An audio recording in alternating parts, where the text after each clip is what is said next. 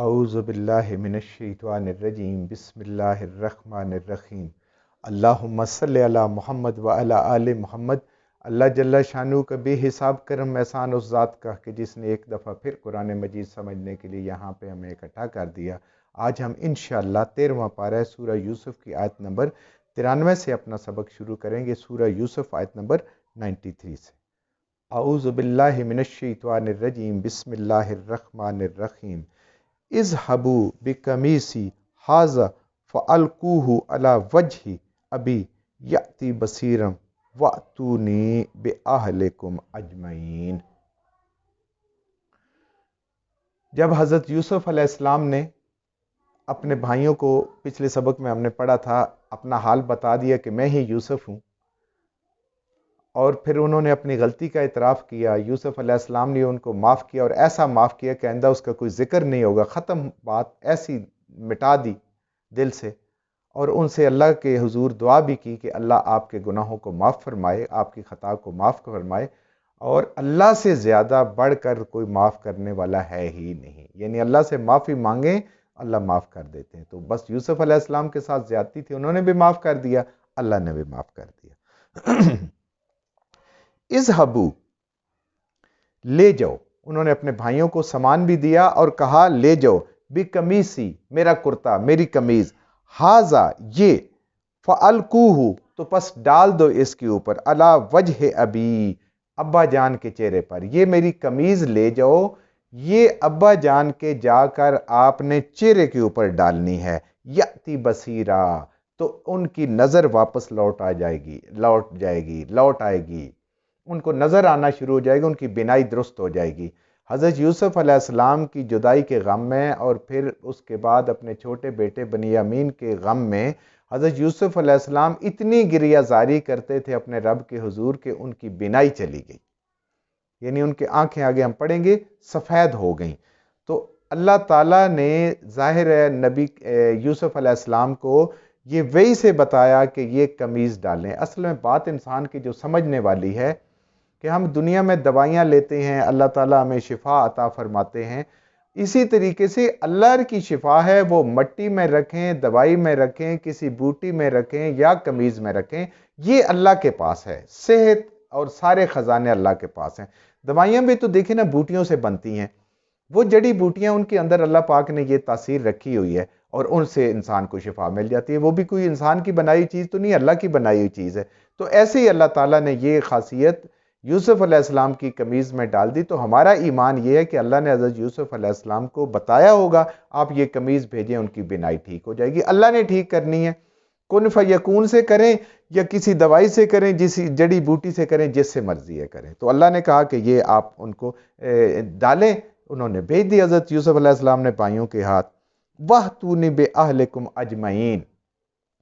یہ بھی کرنا ہے، اور اس کے بعد تم سارے کے سارے اپنے گھر والوں کو لے آؤ، اجمعین، سب کے سب اکٹھے لے آؤ میرے پاس، اپنے گھر والوں، پورے کا پورا خاندان اپنے بیوی بچوں کے سمیت، ماں باپ سمیت، یعنی یعقوب علیہ السلام سمیت آپ میرے پاس آ جائیں، بس آ جائیں۔ تو یوں بنی اسرائیل جو ہے یہ مصر آئے، جو سوال تھا نبی کریم صلی اللہ علیہ وسلم سے کہ یہ کیسے آئے، اور آپ نے اللہ کے اس دیے ہوئے علم سے سورہ یوسف سے ان کو پوری کہانی اتنی تفصیل سے اور اتنے بہترین طریقے سے اور اتنے سبق آموز طریقے سے، اور ایسے موقع پہ کہ جب قریش خود معجزہ مانگ رہے تھے، یہ ان کے سامنے اتنا بڑا معجزہ آ گیا،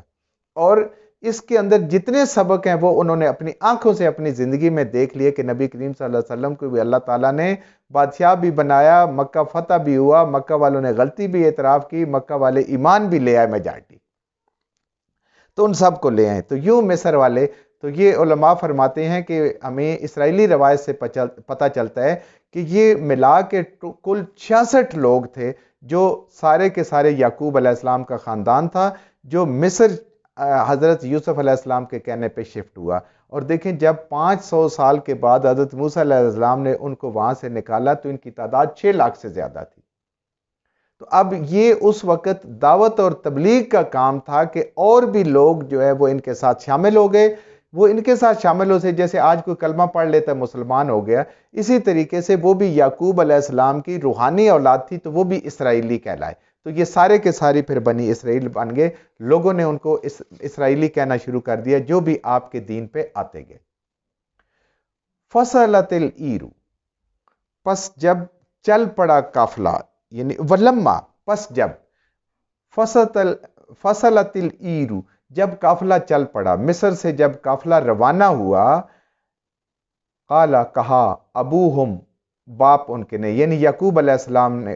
کہا، انی اجدو، کہ بے شک میں پاتا ہوں، بے شک میں ضرور محسوس کرتا ہوں، ریحن، ہوا، خوشبو، یوسف علیہ السلام کی. یعنی قافلہ ابھی یوسف علیہ السلام کی مصر سے لے کے چلا ہے، کئی دنوں کی مسافت پہ دور ہے، اور یعقوب علیہ السلام فرما رہے ہیں کہ میں یوسف علیہ السلام کی خوشبو کو محسوس کر رہا ہوں. ولولا ان تفندون، تم تو کہو گے کہ بوڑھا جو ہے وہ 70-72 کا ہو گیا ہے، سٹھیا گیا ہے، اس نادانی کی باتیں کر رہے، بے کی باتیں کر رہے، ضعیف العقل ہو گیا، لیکن مجھے یوسف علیہ السلام کی خوشبو آ رہی ہے. یہاں دیکھیں ہمیں اللہ تعالیٰ کی پھر حکمت اور قدرت کی سمجھ آتی ہے کہ یوسف علیہ السلام جب اتنے قریب کنویں میں تھے تو اللہ نے یعقوب علیہ السلام کو نہیں بتایا، اور علم غیب چونکہ اللہ کے پاس ہے، جتنا چاہیں جس کو عطا فرمائیں، اور نبیوں کو جو عطا فرماتے ہیں کوئی انسان اس کا احاطہ نہیں کر سکتا، اور جو نبیوں کے امام کو، امام الانبیاء کو، محمد رسول اللہ صلی اللہ علیہ وآلہ وسلم کو جتنا غیب کا علم عطا فرمایا وہ کوئی بھی احاطہ نہیں کر سکتا، وہ اللہ ہی جانتا ہے اور اللہ کے نبی جانتے ہیں. تو انہوں نے کہا کہ مجھے اس کی خوشبو آ رہی ہے. اب وہاں سے اتنی دور سے آ رہی ہے، اور اس سے پہلے مصر میں کتنے عرصے سے یوسف علیہ السلام حکومت کر رہے ہیں. یعنی وہ دیکھیں نا، وہ 7 سال گزرے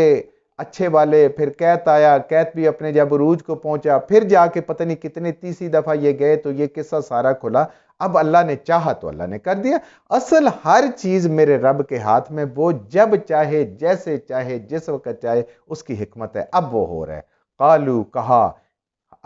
یعقوب علیہ السلام کے گھر والوں نے کہا، بیٹے تو گئے ہوئے تھے، بوئے ہوں گے، پوتے پوتی ہوں گے، اور خاندان والے ہوں گے، تاللہ، اللہ کی قسم، انکا، بے شک آپ، اے یعقوب علیہ السلام، آپ لفی ضلالک القدیم، آپ وہی یوسف علیہ السلام سے جو پرانی آپ کی محبت چلی آ رہی ہے، آپ اسی میں ڈوبے ہوئے ہیں. یہ وہی محبت ہے جو آپ کو خوشبو بھی پہنچا رہی ہے اور ساری بات کر رہی ہے. آپ شروع سے ہی ایسے ہی ہیں، یوسف علیہ السلام کی محبت میں آپ گم ہیں، آپ کو بہت شدید ان سے محبت ہے، اور یہ اسی محبت کا شاخسانہ ہے کہ آپ کو خوشبو آ رہی ہے. اللہ کی قسم کوئی ایسی بات ہے نہیں. فلما ان جاء البشیر، تو پس جس وقت آ گیا ان کے پاس، یعنی پہنچا ان کے پاس، البشیر، خوشخبری دینے والا، یوسف علیہ السلام کی زندگی کی اور بنیامین کے آزاد ہونے کی، اور جو انہوں نے مصر میں بلایا، یہ ساری خوشخبریاں دینے والا آیا. تو یہ کہتے ہیں کہ وہ بھائی وہی سب سے پہلے آیا جس نے حضرت یوسف علیہ السلام کو، یہ اسرائیلی روایات کی بات ہے کہ جنہوں نے قمیض دکھائی تھی کہ یہ کرتا ہے جس کے اوپر خون لگا ہوا اور یوسف علیہ السلام کو بھیڑیے نے کھا لیا، اس بھائی نے کہا کہ آج موقع ہے، میں آج ازالہ کروں، میں سب سے پہلے. تو وہ قافلے سے بہت آگے آگے تیز سے چلتا ہوا یعقوب علیہ السلام کے پاس پہنچا. تو یہ اب یہ خوشخبری سنانے والا پہنچا. القاہ علی وجہی، اور اس نے حضرت یوسف علیہ السلام کے کہنے کے مطابق، حکم کے مطابق، یعقوب علیہ السلام کے چہرے پہ اس نے اس قمیض کو ڈال دیا. فرتد بصیرا، تو پس واپس لوٹ آئی ان کی نظر، ان کا بینائی اللہ تعالیٰ نے ان کو واپس کر دی. یعنی دوائی میں بھی علاج، شفا اللہ نے رکھا ہوا ہے، اس قمیض کے اندر بھی شفا میرے رب نے رکھ دی ہے. یہ میرے اللہ کی شان ہے کہ وہ جس سے چاہیں. تو یہاں انہوں نے قمیض کے ذریعے سے شفا دی اور نبی کی شان کو ظاہر کر دیا، تاکہ آنے والے وقت تک بھی یہ پتہ چلتا رہے کہ انبیاء عام لوگوں کی طرح نہیں ہوتے. انبیاء کی بڑی شان ہوتی ہے کسی انسان کے اوپر اللہ کی طرف سے وحی آنا اور اس کو حکم ملنا کہ تو لوگوں کو ہدایت کا ذریعہ بن، ان لوگوں کے لیے بڑی عظمت کی بات ہوتی ہے. تو اس لیے نبی بڑے عظیم ہوتے ہیں، اللہ تعالیٰ ان کو ایسے معجزات بھی عطا فرماتے رہتے ہیں. تو یہ بھی ایک اس طرح کا معجزہ تھا جو اللہ پاک نے اپنے نبی کی شان کے لیے ظاہر کیا. پہلے بھی جتنی ان کے کردار کی باتیں تھیں یہ بھی رب کی طرف سے ہی تھیں. قال، کہا، الم اقل لکم، حضرت یعقوب علیہ السلام نے کہا کہ دیکھیں میں آپ کو نہیں کہتا تھا، انی اعلم من اللہ ما لا تعلمون، بے شک اللہ نے مجھے وہ علم عطا کیا ہوا ہے جو تمہارے پاس نہیں ہے. میرے پاس نبوت ہے مجھے امید تھی اپنے رب پہ، پورا یقین تھا کہ یوسف علیہ السلام بھی ملیں گے اور ہم سارے اکٹھے ہوں گے، اس لیے انہوں نے کہا تھا کہ جاؤ ان کو ڈھونڈو، بھائی کو بھی اور یوسف علیہ السلام کو، اور سارے مل کے پاس آؤ، کوئی اللہ کے لیے مشکل نہیں، ان قریب وہ ہم سب کو اکٹھا کر دے۔ انہوں نے کہا میں جو کچھ جانتا تھا وہ تم نہیں جانتے تھے، جو نبی جانتا ہے وہ کوئی بھی نہیں جانتا۔ نبی کی اپنی شان، اپنی عظمت، اپنا علم اور بے انتہا، انسان، عام انسان، امتی اس کا احاطہ نہیں کر سکتا۔ قالو، کہا انہوں نے، سب بھائیوں نے التجا کی، یا آبانا، اے ہمارے ابا جان، استغفر لنا ذنوبنا، ہمارے لیے بخشش مانگیں جو ہم سے گناہ ہو گئے ہیں، جو ہم سے غلطیاں ہو گئے ہیں، ہمارے گناہوں کی آپ بھی اللہ سے معافی مانگے۔ یہی، اور یوسف علیہ السلام نے بھی ان کو دعا کی، اب وہ اپنے والد کو بھی کہہ رہے ہیں جو اللہ کے نبی بھی ہیں، اور ان کا دل بھی انہوں نے دکھایا ہے، اِنَّا كُنَّا خَاطِئِينَ، ہم اپنی غلطی کو مانتے ہیں، بے شک ہم خطاوار ہیں، ہم خطا کار ہیں، ہم اپنی غلطی کو مانتے ہیں، آپ ہمارے لیے دعا کریں اللہ ہمیں معاف فرما دے۔ یعنی جب غلطی مان لی جائے تو توبہ، پھر بار بار توبہ والا جو ہے وہ استغفار کرتا ہے۔ اب انہوں نے وہاں بھی مانی، وہاں تسلی نہیں ہوتی، جب انسان غلطی مان لیتا ہے، توبہ استغفار کرتا ہے اپنے رب کا حضور، تو وہ چاہتے ہیں وہ بار بار کرتا رہے، اپنے رب کو راضی کرے اور پچھلی غلطی کو ایسا دھو ڈالے کہ جیسے اس سے کبھی ہوئی نہیں، اور اللہ ایسے ہی کرتا ہے۔ اللہ تعالیٰ کو اعتراف گناہ بھی بہت پسند ہے، اور اس گناہ پہ بار بار توبہ بھی اللہ تعالیٰ کو بہت پسند ہے، اس لیے وہ پھر کہہ رہے ہیں، قالا، کہا، حضرت یعقوب علیہ السلام نے ان سے کہا، وعدہ کیا، سوفا، ان قریب، ضرور، استغفر لکم ربی، میں اپنے رب سے تمہارے لیے بخشش مانگوں گا، میں اپنے رب سے ضرور تمہارے گناہوں کی معافی کی درخواست کروں گا، انہ هو الغفور الرحیم، بے شک وہ ذات ہے جو گناہوں کو بخشنے والی ہے اور بہت ہی مہربان ہے۔ یعنی کہ جب انسان اللہ تعالیٰ سے توبہ کرتا ہے تو اللہ ضرور اس کی بخشش فرماتے ہیں، وہ کہتے ہیں ہو الغفور الرحیم، وہ لازماً بخشنے والا ہے، گناہوں کو معاف کرنے والا ہے، اور اللہ رحم کرنے والی ذات ہے۔ اب چونکہ یعقوب علیہ السلام نے بھی ان کو دل سے معاف کر دیا تھا، اب اللہ کے حضور بھی ان کے لیے دعا کر رہے ہیں کہ اللہ ان کو معاف فرما دے۔